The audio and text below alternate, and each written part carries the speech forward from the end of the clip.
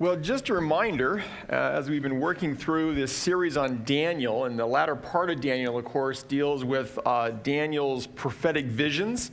And as we've been saying over the past several weeks, whenever you get into this area of prophecy, if you become a student of that, you'll find there's all kinds of terminology that goes on around it, and sometimes it's really confusing to figure out what are people even talking about. And so to hopefully help with that, as I said last Sunday, next week, we have got a special guest, Dr. Jerry Brashears from Western Seminary. He's going to be talking about the end of the world and how Christians see it. So he's going to speak in both our morning services, and then he's offering a workshop in the afternoon back here from 2 to 4 to just kind of get into what are the different viewpoints when you talk about prophecy in the end times, and what does that terminology mean. So I hope you'll plan to make some time next weekend for that. A couple weeks ago, I think you know that we were gone for a weekend and went over to Victoria and had a great time over there, just a little time away. And one of the things we did, it was really a surprise. We didn't realize that there was a show that was just opening up at the Royal BC Museum there in Victoria, but it was a show running for a couple months called The Best Wildlife Photos of 2019. And about 100 photos that were selected from an international competition, and just some magnificent photography work. Get a load of this from Ralph Schneider. That seal sleeping on the snow. That is just beautiful. And some of you may feel like that before this sermon's over. Or maybe more like this. Young King Bao. Isn't that amazing? You caught that image. But the one that was the People's Choice, the kind of grand winner of the show, is this one from Sam Rowley. Taken in a subway station, he caught this moment, this mortal combat between two mice.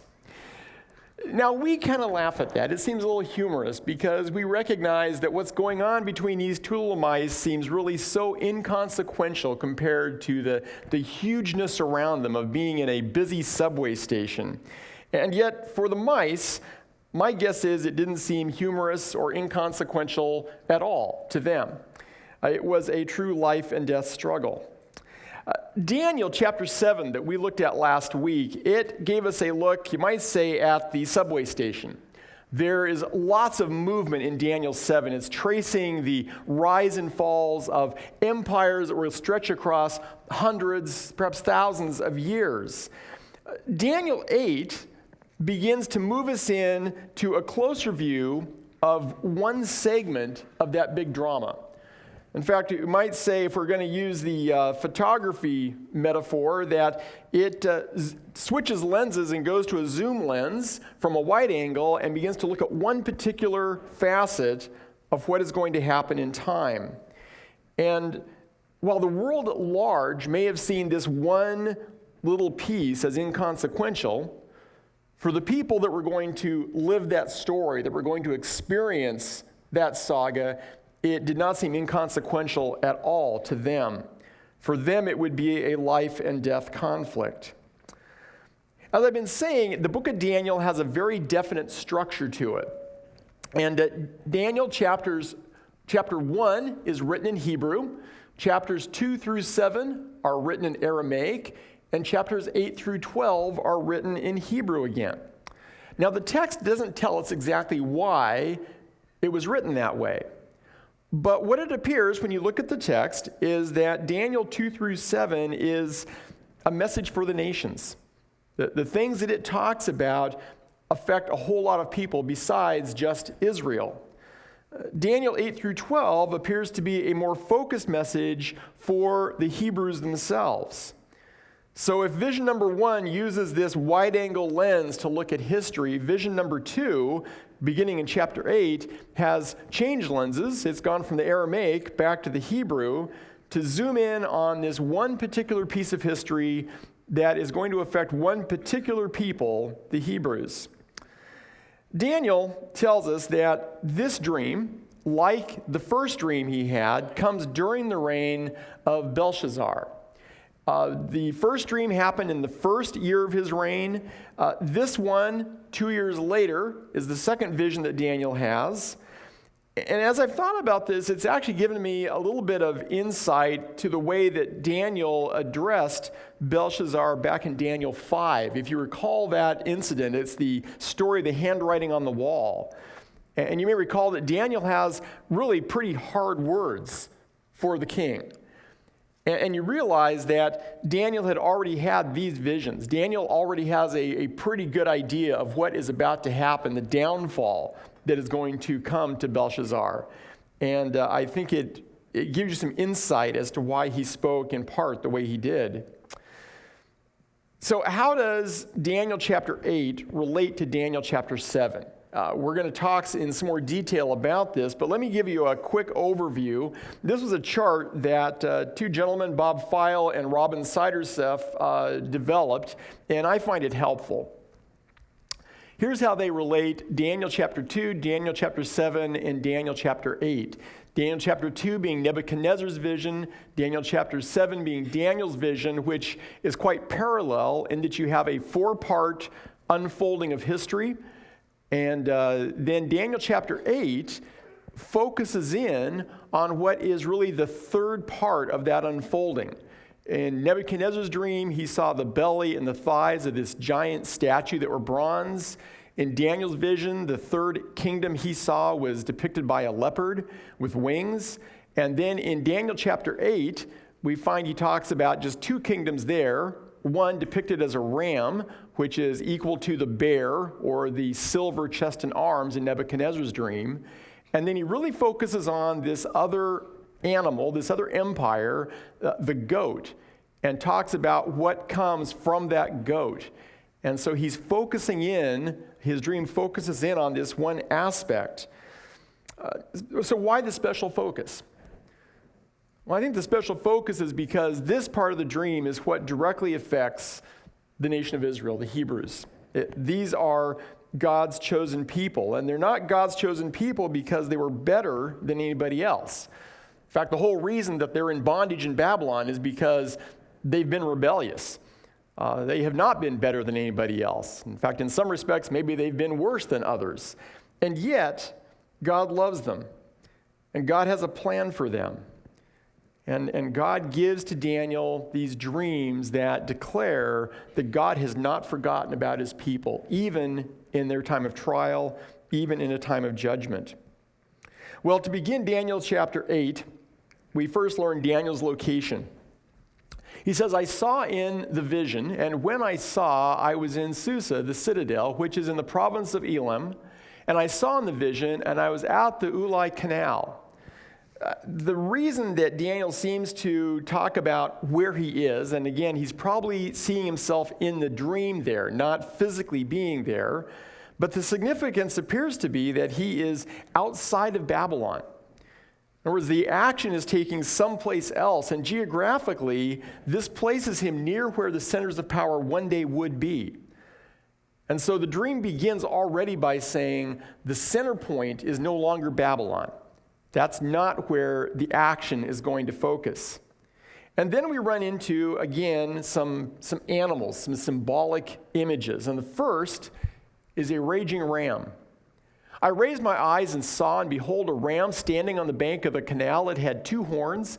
Both horns were high, but one was higher than the other, and the higher one came up last. I saw the ram charging westward and northward and southward. No beast could stand before him. There was no one who could rescue from his power. He did as he pleased and became great. Now, in the dream imagery, it seems that animals usually depict kingdoms. Okay, we saw that in the first vision. Again, in this vision, we've got these different animals that depict kingdoms, different empires. And then whenever you see horns, the horns on those animals indicate both power and usually an individual, a leader within that empire who, kind of is the tip of the spear that leads that empire forward. And in this case, this raging ram has one horn that is bigger. There's two key leaders, but one of them is bigger and more powerful than the other. And the empire appears to be one that is on a mad conquest. It's charging all around. It's attacking in every direction around itself. Then we come to another animal. It says, I was considering, and behold, a male goat came from the west across the face of the whole earth without touching the ground. And the goat had a conspicuous horn between his eyes. So we have another kingdom, this one an aggressor, and it's fast. It's so fast, it says, it's not even touching the ground. It's flying at this raging ram. And again, there is a powerful leader at the front. There is this conspicuous horn that leads this kingdom. So he came to the ram with the two horns, which I'd seen standing on the bank of the canal. He ran at him in his powerful wrath. I saw him come close to the ram, and he was enraged against him and struck the ram and broke his two horns. And the ram had no power to stand before him, but he cast him down to the ground and trampled on him. And there was no one who could rescue the ram from his power. So, whoever the new kingdom is, he fully defeats the ram kingdom. The ram kingdom that before was rampaging around and no one could stop him, suddenly he meets his match. And he is completely defeated. The goat kingdom then becomes great.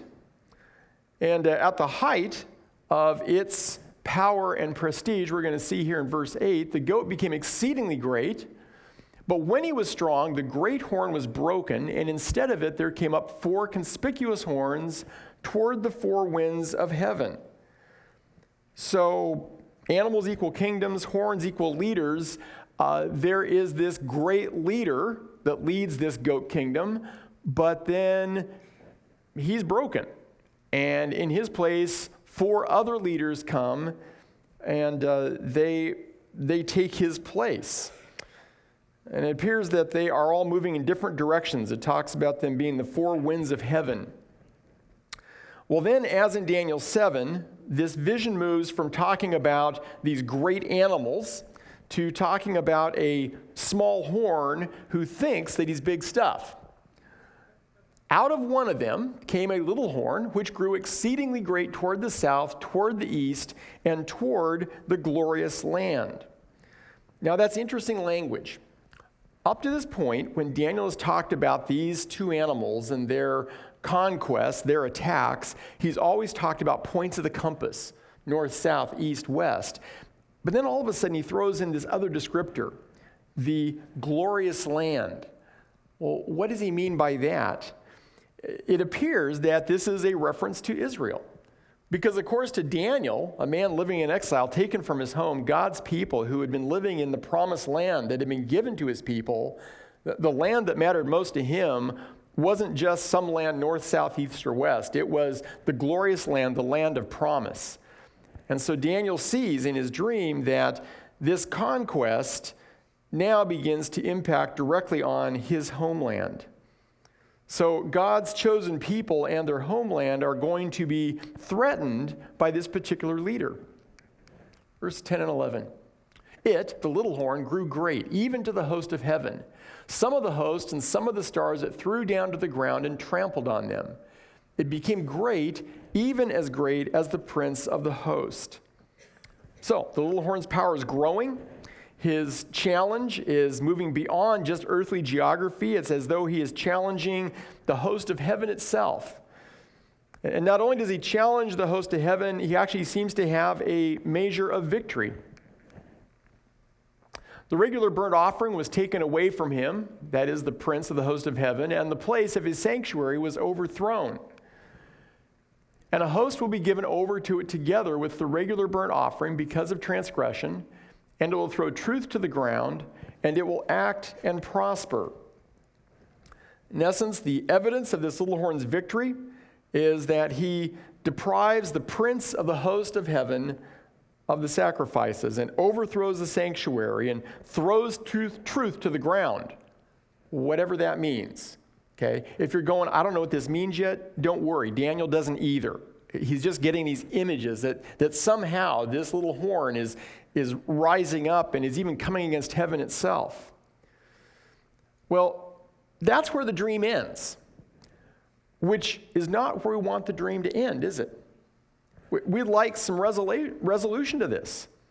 Up to this point, we've had resolution. In Daniel chapter 2, when Nebuchadnezzar has his dream, you recall that this giant statue ultimately is crushed by this little rock that it says was cut out of the mountain without hands. It's divine origin.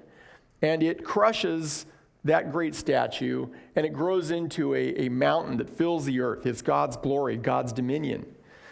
The same thing in Daniel 7. Daniel has this dream of these 4 terrifying beasts, and yet the dream ends with the Son of Man defeating the beasts and setting up a righteous kingdom that will never end.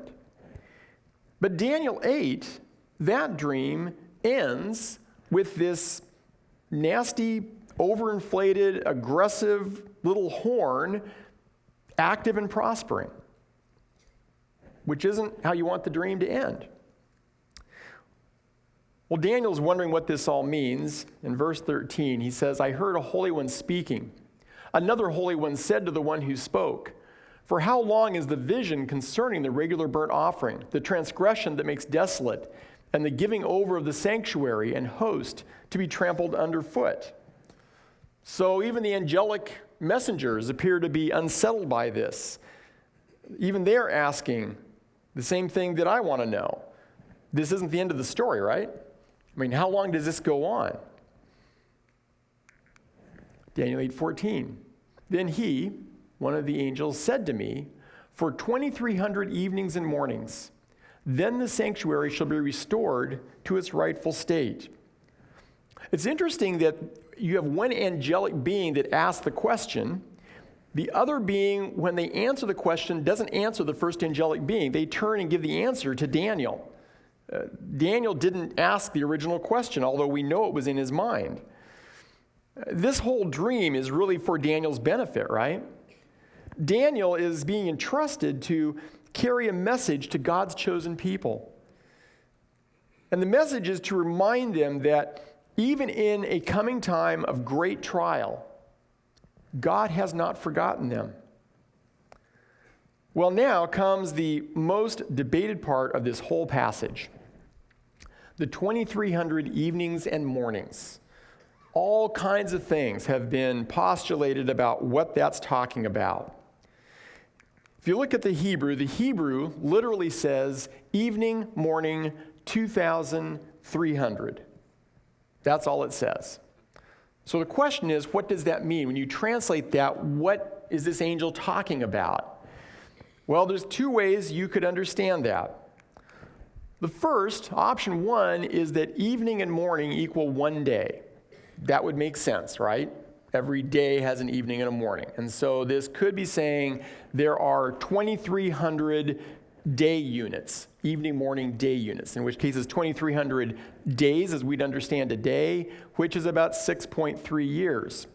The second option is that the evening and morning are referring to the evening sacrifice and the morning sacrifice, and that the total of those sacrifices will be 2,300 sacrifices, 2 sacrifices each day. If that's true, then it's only 1,150 days, as far as 24-hour days, which is just a little over 3 years. However you slice that, whichever way you decide that's the way the dating should work, you still have some big questions that aren't answered. One of those questions is, well, when does the timer start? However many days it is, when does that start? And when does it end? Does it end in 6.3 years or a little over 3 years? Or are the numbers themselves just symbolic? When you have that figured out, let me know. Well, if you're feeling confused, so was Daniel. When I, Daniel, had seen the vision, I sought to understand it, and behold, there stood before me one having the appearance of a man. And I heard a man's voice between the banks of the Ulai, and it called, Gabriel, make this man understand the vision. Translation, Gabriel, help the boy. He has no idea what's going on here. And so this angel comes. And when he came, Daniel says, I was frightened and fell on my face. I fell into a deep sleep with my face to the ground. So Daniel, the guy who was willing to face down lions, has a face-to-face with one angel and passes out. The angel, fortunately, has his Red Cross first aid card. He's able to get Daniel revived, get him back on his feet so he can talk to him. And he says, Behold, I will make known to you what shall be at the latter end of the indignation, for it refers to the appointed time of the end. Well, here's the question. The end of what? The end of the world or the end of something else? Well, fortunately, it's not all mystery. The angel actually identifies most of the characters in verses 20 through 24. And for the sake of time, I'm not going to read all of that, but let me just give you the quick summary of how these characters get identified. The ram is identified as Media and Persia, and that makes sense. Then it has the two horns, the two parts of this kingdom. The goat is Greece. The goat's big horn, that big leader, is Alexander the Great. The four horns that come up after Alexander falls are the four kingdoms that come out of Greece. And the little horn, we don't get his name. He's some devious new guy. But history gives us some pretty good ideas as to who he was. From Daniel's vision, we can tell that he's a guy that brings destruction to mighty men as well as to God's people. He's also a character that thinks he is pretty important. In fact, I love this phrase out of Daniel 8:25. In his own mind, he shall become great. Ever known people like that? Great in their own mind. And then it says that he even rises up against the prince of princes. However, that's not the end of the story for him. It says he shall be broken, but by no human hand. Kind of reminds us of what we've read earlier about the little stone that crushes the statue, that the stone was cut out without human hands. And so there is a defeat of this character, and it appears to be divine in origin. Well, then here's Gabriel's final words. The vision of the evenings and the mornings that has been told is true, but seal up the vision, for it refers to many days from now. And I, Daniel, was overcome and lay sick for some days. Then I rose and went about the king's business, but I was appalled by the vision and did not understand it. I'm really glad that Daniel finished off with that phrase, because if he didn't understand all of it, I don't feel so bad if I don't either. But I think there's a lot that we can understand, and there is some real encouragement in this. As Daniel's dream foresaw, Medo-Persia was in fact defeated by Greece. Alexander the Great, like that flying goat, took over his empire that stretched from Italy to India with blinding speed. He was the great horn leading the attack, but like the great horn that Daniel saw, he was suddenly broken. Alexander, for all of his power, all of his accomplishment, was struck down and died at the age of 32. He left behind two young sons that you would have thought would be his successors, except that they were murdered. And the empire was then divided between four of his generals, four horns, like Daniel saw. Now, the little horn that comes on the scene, it appears that it took some time before he showed up, about 200 years. But most scholars agree that Antiochus Epiphanes is a guy who fits the bill for that little horn. If you read your history, you'll find that Antiochus was shrewd, he was brutal, and he also had a special vendetta out against the Jews. That phrase that we looked at a little earlier, the regular burnt offerings being taken away, the place of sanctuary being overthrown, and throwing truth to the ground. It's interesting when you read about Antiochus and what he did to the Jews. One of the things he did was he forced them to stop their sacrifices.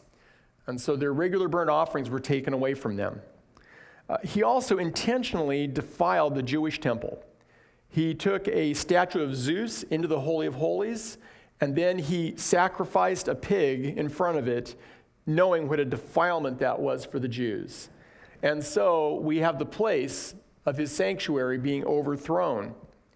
And as part of that, to show his contempt and disdain for the Jews, he took copies of the Torah, he tore them up, and he had them burned.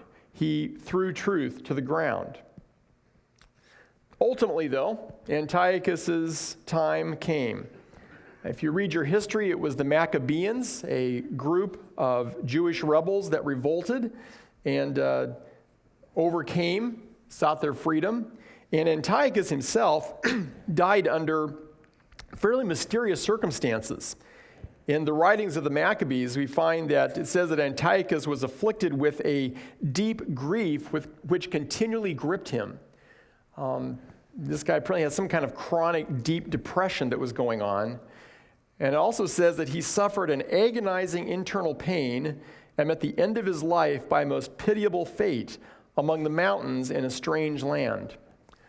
And so, as Daniel foresaw, Antiochus' reign was cut short as his life was cut short.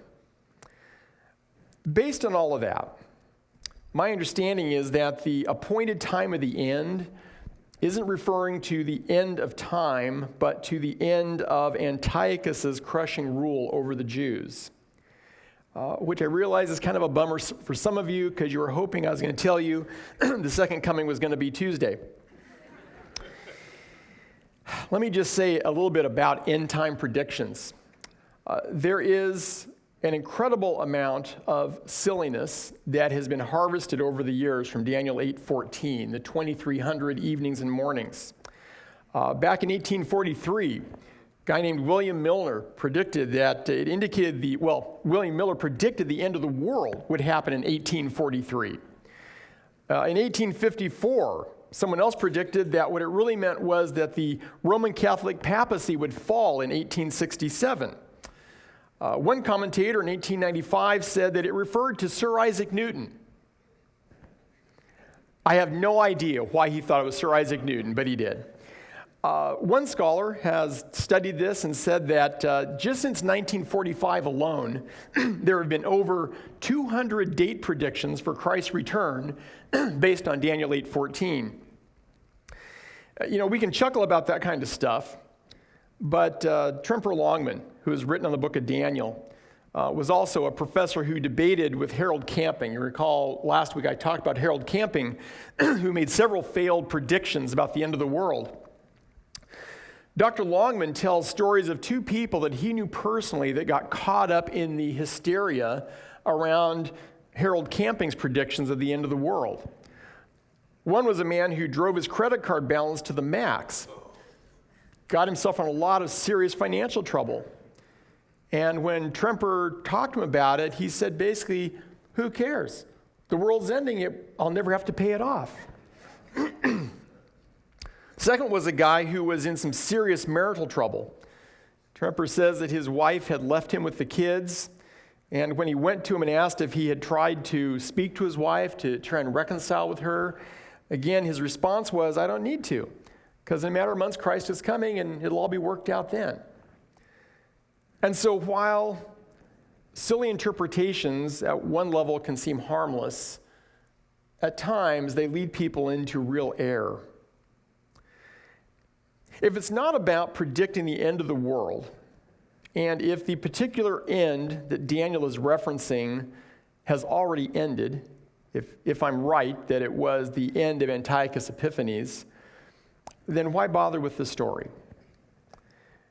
Remember I said that Daniel 8 zooms in to look at one part of Daniel 7. It highlights this one train of history that was very significant to a particular group of people, to the Hebrews. But the fact is there are a million other trains of history that are running alongside that one. And the story of people's individual lives that are all running on their own tracks as well. And while the story features some big names, The only reason their actions really matter is because they impacted the lives of so many little people. Who cares about Alexander the Great?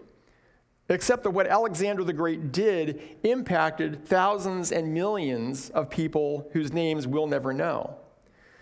It's the little people that get caught in the flood. It's the people who feel that the world is, and in fact it is, out of their control. And Daniel's vision repeatedly speaks of forces that are too great to control. He talks about the ram, and it says that no beast can stand before him. No one who could rescue from his power. He did as he pleased, and he became great. He talks about this ram that had no power to stand before the goat. So first the ram, no one can oppose the goat, but now no one can oppose the goat. He cast him down to the ground, trampled on him, and there was no one who could rescue the ram from his power. And the goat became exceedingly great. And then there's the little horn. It grew exceedingly great. It grew great even to the host of heaven. And some of the host and stars it threw to the ground and trampled on them. It became great, even as great as the prince of the hosts. The whole dream is filled with these characters that are great, that no one can stop, that seem insurmountable. But even within those movements of history, even at their lowest points, Daniel's vision reminds us that there is more going on than just rams and sheep. Daniel 8:19, the angel said, "Behold, I'll make known to you what shall be at the latter end of the indignation, for it refers to the," there's the key word, "appointed time of the end." There's the key word, appointed. In other words, these kingdoms may think that they're running on their own track, but the angel says, no. There was someone over and above all of that who's already appointed where this train is going to end. Some other fascinating words we find. Speaking of the little horn, his power shall be great, but not by his own power. That little horn who thinks that he's done all this on his own, the fact is, even the fact he has any power is something that he's been allowed to have. Daniel 8:25, he shall even rise up against the prince of princes. He shall be broken, but by no human hand. See, what Daniel tells us over and over again is that God knows where history is going. And he knows where his people are. And he's appointed the times of deliverance. And the New Testament makes a wonderful transition to us. Because while Daniel 8 speaks about God's chosen people, the Hebrews, the New Testament says that because of Jesus Christ, we have been made God's chosen people. God knows where we are. God knows his plan for us. From a historical point of view, Antiochus was small potatoes compared to Alexander the Great. Hardly worth mentioning. Unless, of course, you are a Jew who was living under his blasphemous and brutal rule. And then Antiochus seemed like he was the entire world. When I think about the history of the world, it is full of little horns. People who in their own minds have become great. People who use, abuse, blaspheme, persecute. But for those who are God's people, who face seemingly unstoppable powers, the reminder is that God is still in charge of the calendar. Even if you don't know how many days are still on the clock, he does. He knows the appointed times. Let me go back to our mice in the subway station. I don't know what your struggle is. And it may look insignificant to the world around. Everyone else is just passing by and no one even knows what you're going through. But it's not insignificant to you. To you, it's the world. It's life and death. The message of Daniel is that God has not lost sight of you. His lens is trained on you. He knows where you are. He knows what you're going through. And he is the one who appoints the time. Jesus said this, said, "Are not two sparrows sold for a penny, and not one of them will fall to the ground apart from your Father, but even the hairs of your head are all numbered. Fear not, therefore, you are of more value than many sparrows." God knows your history. God knows your story. He knows your struggle, and he has not forgotten you. Jesus' message to his disciples was that when trials come, they shouldn't fear that God had forgotten them. They shouldn't worry that their problems were too small to matter. They should stay in the fight. They should stand strong to the end. They should know that God will triumph and their future is secure. And I think that's the same message he wants to say to us today. A few weeks back, we were looking at Daniel chapter 3. That's the story of the fiery furnace. And maybe you recall that we talked toward the end of that sermon about Christians today who still face deadly persecution. And I told you about a man I had just learned of that week. His name was Ashraf. Ashraf is a Yemeni pastor, had a wife, 2 young daughters. And on January 22nd, that was the Wednesday before the Sunday we talked about Daniel 3, he had been captured by Islamic terrorists. And things looked pretty grim. He was going to be tried for his faith in a court of Sharia law. His captors had made it clear that they did not want to negotiate. They did not want to accept ransom. And everyone knew what that meant. They were going to try him for his faith. He would be found guilty, and he'd be put to death. Ashraf had a wife and 2 young daughters. You may recall that Sunday that we prayed for Ashraf. We prayed for his family. We prayed that God might in some way do a miracle to save him. Well, this past Wednesday, we got an update. And the update starts like this. Some stunning news about the Yemeni believer Ashraf. He's out. His friend wrote this: "In my flesh and in my human wisdom, I never thought we would see this day, nor did the experts. Possibly the biggest miracle I've ever seen." God knows your story. He knows where you are. He is the God that can deliver. Does that mean that he always delivers us from the painful things, from the great trials? No, sometimes we go through it. Sometimes, like Stephen we talked about recently, people even go to martyrdom for their faith. But God has not forgotten you. And the same God that could deliver Daniel's friends from the fiery furnace, that could be with Daniel and deliver him in the face of lions, that could promise Daniel that even in the face of great empires and vicious little horns, that the time was still appointed, it was under his control. The same God that can rescue Ashraf from his prison cell is the same God that loves you and that loves me. Let's close in prayer. Father God, we want to come back and say thank you. We prayed for our brother Ashraf. Father, we just confess, I confess for myself, my little faith sometimes in those prayers. Because from our perspective, it seems so hopeless. But Father, you are the God of all hope, and we thank you. We thank you for delivering this man and for returning him back to his wife, to his little girls.